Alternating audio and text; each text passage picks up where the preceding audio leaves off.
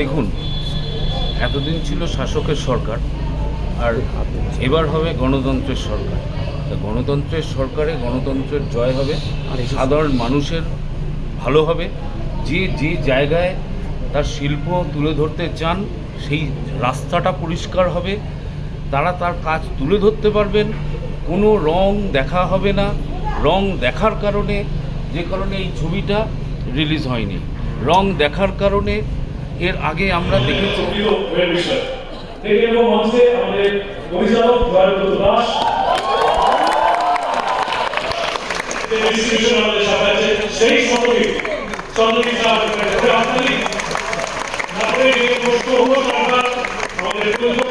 মানব সঙ্গে যারা আছেন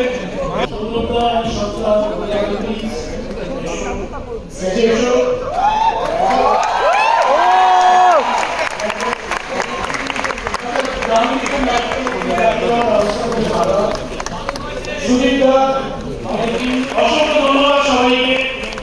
এই দিনটার জন্য আমরা অনেক দিন ধরে স্বপ্ন দেখেছিলাম, ফাইনালি সেই দিনটা এসেছে। এবং এই স্টেজে যারা দাঁড়িয়ে আছেন প্রত্যেকেই নিজের সমস্ত স্বার্থ ভুলে আমাদের সিনেমার পাশে দাঁড়িয়েছিলেন এবং সিনেমাটা যাতে হলে আসে সেটা পেছনে পেয়েছিলেন। কিন্তু একজনের নাম আমি পার্সোনালি বলতে চাই, সেটা হচ্ছে যিনি এখন পাশে ছবি তুলছেন, রুদ্রনীল ঘোষ। একটা জোরে হাততালি রুদ্রের জন্য।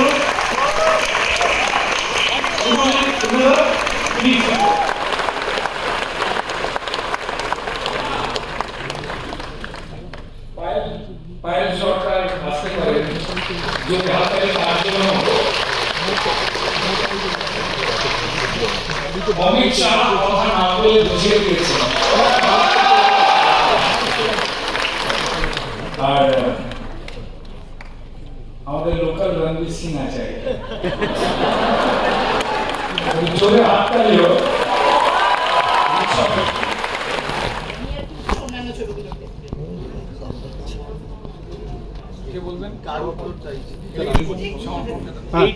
এইটা প্রথম, এই যে প্ল্যানিংটা, এটা একদম অন্য ধরনের একটা ঐতিহাসিক পদক্ষেপ বলা যেতে পারে, যেটা বাংলা সিনেমায় প্রথম।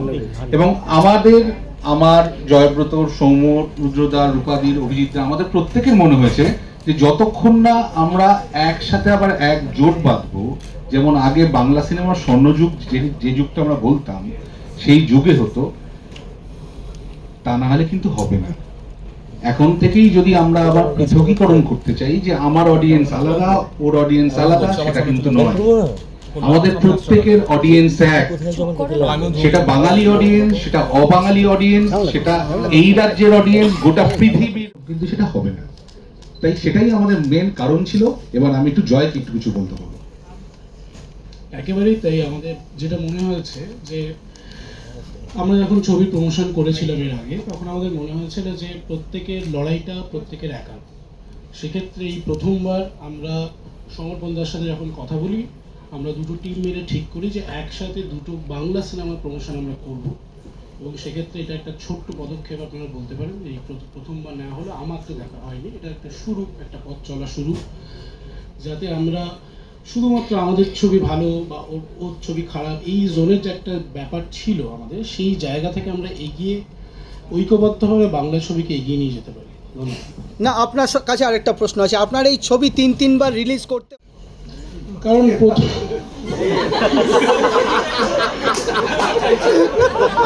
বলছি ও জবাব দিতে দিতেই এই অবধি পৌঁছেছে।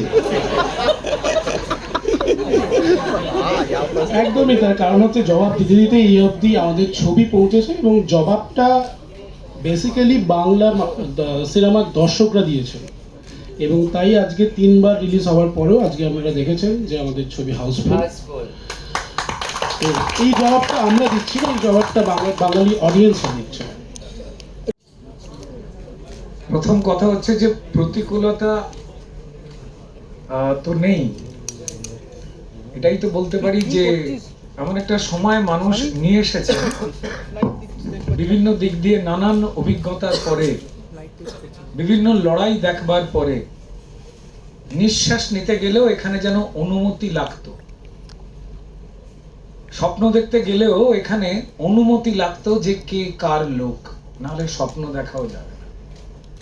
ঠিক এইভাবেই মৃত্যু ধীরে ধীরে গ্রাস করছিল, শুধুমাত্র শিল্প সংস্কৃতির ক্ষেত্রে নয়, প্রতিটি অঙ্গনে। তো তাই যাতে স্বাধীনতার সঙ্গে, স্বাধীনতার মানে হচ্ছে যে আমাদের আর কতটা বলতে নেই বা এগোতে নেই, সেই সম্যক জ্ঞান অর্জন করা। স্বাধীনতা মানে স্বেচ্ছাচারিতা তো নয়। তো তাই আমার এই মাটিটাতে যে উন্মুক্ত স্বাধীনতার একটা বড় পরিসর দেওয়া রয়েছে, সবাইকে সম্মান জানিয়ে, সব পেশার মানুষকে সম্মান জানিয়ে, সমস্ত মতামতকে সম্মান জানিয়ে সবাই সবার মন দিয়ে কাজটা করবে। এবং এই ক্ষেত্রে আমার মনে হয় যে আমাদের নিজেদের এই যে নতুন ভোরটা এসেছে, এনেছেন মানুষ, দায়িত্ব দিয়েছেন আমাদের সবাইকে, এক্ষেত্রে মানুষ ভুলেই গিয়েছিলেন যে আচ্ছা তার নিঃশ্বাস নেওয়াতেও বাধা নেই, এটা আমার অধিকার। আচ্ছা আমি সিনেমা বানাবো, এটাও মানে আমি পারবো। আমি কবিতা লিখবো, আমি গান তৈরি করবো, এটা আমি পারবো। এই ভাবনাটার উপরে পেরেক মেরে দেওয়া হয়েছিল, বাক্সবন্দি করে দড়ি দিয়ে সেই বাক্সটার বস্তার মুখগুলোকে বেঁধে রেখে দেওয়া হয়েছিল। এই সময়টার অবসান মানুষ চাইছিলেন। তো ফলত যারা একটু কমজোরি ছিলেন, সবার তো সমান ক্ষমতা থাকে না প্রতিবাদ করবার, তাই তাদের কাউকে অসম্মান করা নয়, বরং তাদের বলবো যে আপনি যতটা গুণী, চলুন সবাই মিলে এক হয়ে ভালো কিছু করার স্বপ্ন দেখি। আজ যে রাস্তায় সমর্পণ বা জয়ব্রতরা এসছে, প্রথম থেকেই পরিষ্কার যারা এই স্বপ্নগুলো দেখতে পারি, আমাদের সবার সঙ্গে তাদের দেখা হয়ে যেত। ঈশ্বরকে অশেষ ধন্যবাদ যে যারা নতুন কোনো কিছু করতে চাইছেন, বাকি আমাদের অভিজ্ঞ এবং গুণী বন্ধুরা তো আছেনই, কিন্তু যারা নতুন স্বপ্ন নিয়ে আসছেন, নতুন ভোর দেখবার কথা ভাবছেন, তারা না মানে সঠিক জায়গায় পৌঁছতে পারতেন না। কি জানি কেন কয়েকজনের সঙ্গে আমাদের হয়তো দেখা হয়ে যেত। এই পরিসরটা আরো বড় হলো, যা সবার জন্য ভালো, এটা বলতে পারি। রুদ্রদা এবং রূপাদি, তোমাদের কাছে জানতে চাইবো যে একটু আগে রুদ্রদা তুমি বলছিলে যে মেধার নিরিখে কাজ পাবে, মানে যারা যোগ্য তারা যেন কাজ পায়। সেক্ষেত্রে দাঁড়িয়ে এই যে এতদিন ধরে যে কথাটা চলছিল, কয়েকজনের অঙ্গুলি হেলানে কাজ হয় এবং কয়েকজন যা ডিসাইড করে কোন ছবি কতটা ভালো না ভালো সবার মতন, এটা কি ডিসাইড? প্রথমত হল পাওয়ার ক্ষেত্রে মেধার কোনো জায়গা বিশেষ ছিল না। সেখানে যেটা ছিল সেটা হচ্ছে কার কতটা পরিচয় এবং কার হাত কতটা লম্বা, কার পৌঁছ কিতনা দূর তক, সেসব তো থাকবে না। সিনেমা যখন রিলিজ করে বা কোনো একটা থিয়েটারও, সেক্ষেত্রে যখন প্রথম মঞ্চস্থ হয়, মানুষ 3-4 দিনের মধ্যেই মোটামুটি একটা আভাস দিয়ে দেয় যেটা ভালো লাগছে, ভালো লাগছে। একে একে একের মুখে একে কথা শুনে সেই সিনেমাটা নিজের মনেই পথ চলতে থাকে এবং মানুষের কাছে জনপ্রিয় হয়। অনেক দামি দামি বিশাল বড় বড় হোর্ডিং করবার সামর্থ্য সকলের থাকে না, আর সেরকম প্রয়োজনও পড়বে না। সেরকম একটা কোটি কোটি টাকা দিয়ে এভাবে প্রমোট করার আর বোধহয় প্রয়োজনও পড়বে না। এটাই আমাদের কাছে বিশাল একটা শান্তির বিষয়। এবং এই যে মেরিট প্রশ্নটা আপনি করলেন, যে মেরিটটাকে ডিসাইড করবে জনতা, অডিয়েন্স ঠিক করবে যে কোন সিনেমাটা আমরা কতবার দেখব। এই যে 3 বার রিলিজ হওয়ার পরেও এই সিনেমাটা আবার দেখতে হাউসফুল হয়েছে। আজকে সমর্পণের সিনেমাটা এত লোকের ভালো লেগেছে, সব কটা অডিটোরিয়ামে আজকে হাউসফুলের প্রায় ফুল চলছে, এখানে তো হয়েছে প্লাস। তো সেটা তো মানুষ তাদের বার্তা জানিয়েছেন, তাই না? এবার আগে যেটা ছিল যে এমন কোনো গলা টেপা বাধা ছিল না যে সিনেমায় কাউকে অভিনেতা অভিনেত্রীদের নেওয়া যাবে না, গলা টিপে ধরা বাধা ছিল না। যেটা ছিল যে একটা চোরাগুট্টা ভয় যে রিলিজ করতে পারা যাবে না, এই রিলিজটায় আটকে যাব আমি, সেই ভয়টা। এবং এটা আমরা সারা জীবন, মানে গত 10 বছর ধরে আমার রাজনৈতিক 2015 সালের জানুয়ারি মাস থেকে আমি যা দেখে এসেছি, সেটা হয়েছে যে বহু বছরের চেনা মানুষ, সর্বক্ষেত্রে বহু পরিচিত, বহু দিন ধরে 30 বছরে, আমাদের 35 বছরের প্রফেশনাল ক্যারিয়ার আমার, সেখানে বহু বছরের পুরনো চেনা মানুষ, IAS officers, IPS officers, producers, directors, industrialist, তারা পাবলিকলি আমাদের সাথে কথা বলতে ভয় পেত। আমি হতবাক হয়ে যেতাম। বড় বড় হাউস যেগুলো ইনভাইট করতো আমাদের সে ছোট্টবেলা থেকে, তারা আমাদের ইনভাইট করতে ভয় পেয়ে যেত। যা সিটি এডিশন পেজেস গুলো আমাদের জেনারেশনের লোকেদের জন্য চালু হয়েছিল এবং বেঁচে ছিল। আজকে যে আপনারা বড় বড় কয়েকটা খবরের কাগজের যে কটা এখনো বেঁচে আছে, ওই সিটি এডিশন, আপনারা বোধহয় জানেন, আমরা যখন প্রথম শুরু করেছিলাম তখন সিটি এডিশন নিউজ পেপার ছিল না। একটা খবরের কাগজে টুমটুম করে এইটুকু বেরিয়েছিল, আমি কান ফেস্টিভ্যালে গেছি, এইটুকু। আমার কান ফেস্টিভ্যালে যাওয়া কলকাতা শহর থেকে সেটা বেরিয়েছিল যে এইটুকু একটা খবর, এরকম ছিল খবরের কাগজের অবস্থা। তারপর আমাদের সময় এলো সিটি এডিশনস, যাদের জন্য সিটি এডিশনস গুলো বেঁচে বর্তে রমরমিয়ে চললো। হঠাৎ একটা রেজিম এলো, সে রেজিমে আমাদের কোথাও যাওয়া নিষেধ, কেউ ডাকবে না, কেউ সামনে দেখলে কথা বলবে না, মুচকি দূর থেকে হাসবে, এরম করে ইশারা মারবে, এগুলো ছিল। বাড়ি গিয়ে ফোন করে মেসেজ করবে, it was nice seeing you again after so long. এই সমস্ত অশান্তির শেষ, একদম শেষ। আর কেউ কাউকে ভয় পাবে না, সবাই সবার সঙ্গে চলবে, সৎ এবং অসৎ, ন্যায় এবং অন্যায়, এইরই শুধু ভাব থাকবে, আর কিছু ভাব থাকবে না। পারি সান্যাল, ছবি বিশ্বাসের মতো, সুচিত্রা সেন, সুপ্রিয়া দেবী, সাবিত্রী চট্টোপাধ্যায়ের মতো, এই যে কিংবদন্তি, উৎপল দত্ত বলি বা রবি ঘোষ বলি, আরো যারা গুণী মানুষ রয়েছেন, মাফ করবেন অনেকে সবার নাম তো নেওয়া সম্ভব নয়। খালি মনে হতো যে ভাগ্যিস তারা এই যন্ত্রণা নিজের চোখে দেখে যেতে পারেনি। তবে হ্যাঁ, যন্ত্রণা এখনো হয়তো সাবুদি মানে সাবিত্রী চট্টোপাধ্যায়ের চোখের সামনে দেখছেন। সৌমিত্র জেঠু দেখে গেছেন। যারা দেখতে পাননি তাদের চোখ বোধহয় কিছুটা একটু আরাম নিয়ে গেছে। আমরা আর যাতে না কেউ, দর্শকেরা, আমরা, ক্যামেরার পেছনে, ক্যামেরার সামনে যারা গুণী টেকনিশিয়ান, গুণী শিল্পী, গুণী পরিচালক, গুণী প্রযোজক, তাদের নিজের মতো করে ভাবনাটাই বন্ধ করে দেওয়া হয়েছিল। শুধুমাত্র সিনেমার জগৎ নয়, এখানে শিলাজিৎদার মতো এত বড় একজন গুণী মানুষ বসে রয়েছেন। গানের জগৎ, সিনেমা তো সবকটা মিলিয়ে একটা বড় মাধ্যম। সেখানে গান কারা গাইবেন, গান কারা লিখবেন, কোন মঞ্চে দাঁড়িয়ে পুরস্কৃত হবেন, সরকারি বা দরকারি কোনটা কিভাবে কিছু লোক ঠিক করে দিত। নিঃশ্বাস তুমি নেবে কিনা, নিলে এক নাক দিয়ে নেবে কিনা, বা এক সপ্তাহ তোমার নিঃশ্বাসের ছুটি কিনা, একটা বাতাবরণ তৈরি করতো, সেটা চলে গেছে। ফলত এই যে অচলায়তন যে বানানো হয়েছিল, তার উপরে যে স্তূপাকৃতির যে ধুলো ময়লা, সেটাকে একটু সরাবার সময় দিন। তারপর চলুন ওই উঠোনে বসে সবাই মিলে একসঙ্গে গান গাইবো, যেরকম পাখিরা গায়। আচ্ছা রুদ্রদা, এই একটা ভোট এদিকে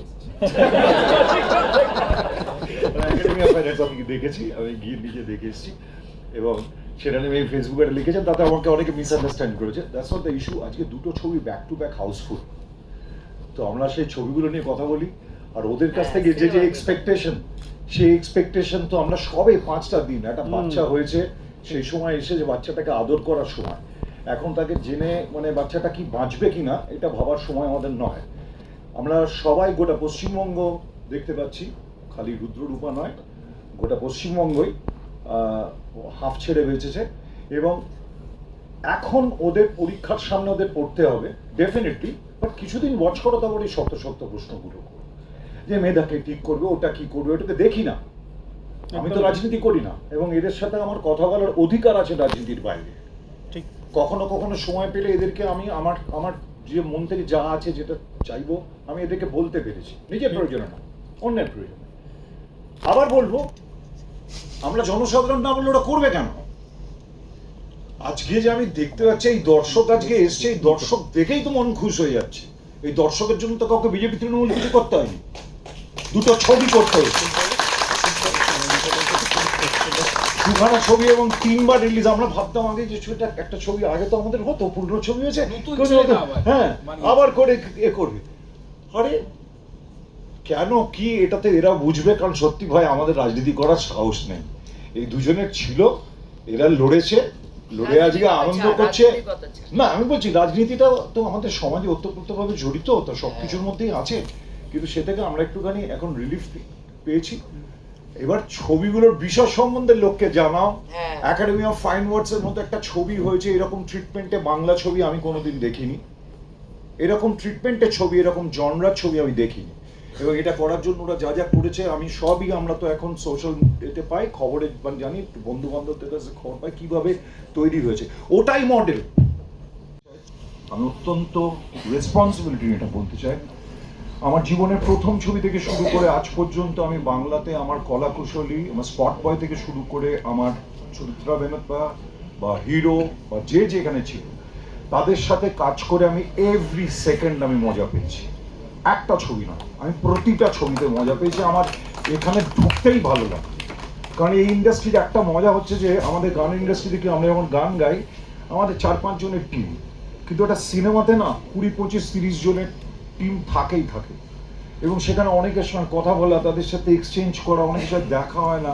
যেমন আমি এবং যদি বলি মানে আমরা যখন টাকা ঢালছি আর কি একটা জিনিসে, তো সেইখানে যদি অনেক ধরনের কথাবার্তা হয় বা অনেক জিনিস বাধা বিধি এইসব থাকে, তো সেখানে কাজ করাটা খুবই অসুবিধার হয়ে যায়। তখন কি হয়, আমাকে প্ল্যান বি টা নিয়ে চলতে হয়, প্ল্যান এতে আর থাকা যায় না। তো প্ল্যান বি কোনোদিনই ভালো হতে পারে না, প্ল্যান এ সবসময় ভালো হয়। তো সেক্ষেত্রে সেই জিনিসটা এখন আর নেই, সেইটা আশ্বাস দিয়েছে অবভিয়াসলি রুদ্রদা, রূপাদি এখানে আছে এবং আরও যারা আছেন আর কি, সবাই বলছে যে সেই ক্ষেত্রে ইন্ডাস্ট্রি।